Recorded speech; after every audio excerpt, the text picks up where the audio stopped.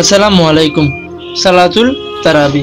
তারাবি শব্দের অর্থ হইল যে বিশ্রাম গ্রহণ। তারাবি বহু দীর্ঘায়িতজ্ঞ নামাজ।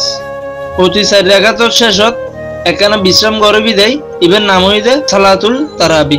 তারাবি শব্দগান আরবি শব্দমূলতুন আগত। মুসলমানগণ রমজান মাস ব্যাপী প্রতি রাতে এশার ফরজ নামাজের পরপর দীর্ঘ তেলাওয়াত সহকারে এই নামাজ গান পড়িতে হয়। এই তারাবির নামাজ গান প্রথম চাঁদ দেখা সন্ধ্যা রমজানের শুরুতুন দ্বিতীয় চাঁদ দেখা সন্ধ্যা রমজানের শেষ পর্যন্ত এই নামাজ চলমান থাকে।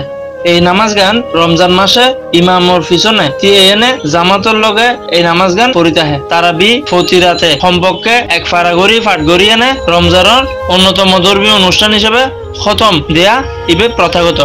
তারাবির নামাজ হল যে সুন্নত। ইবে বিশ্বাস করি এনে যারা তারাবির নামাজ আদায় করে তারার লাই বড় পুরস্কার রাখি। কারণ এই নামাজ গান হযরত মুহাম্মদ মুস্তাফা সাল্লাল্লাহু আলাইহি ওয়াসাল্লামের সুন্নত।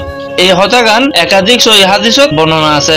হযরত মুহাম্মদ মুস্তাফা সাল্লাল্লাহু আলাইহি ওয়াসাল্লাম হইতে যে ব্যক্তি ইমামর লগে তারাবির নামাজ শেষ না হওয়া পর্যন্ত তিয়েবু ইবেল্লাই সারা রাত গান নামাজত সময় হারাবের সমতুল্য।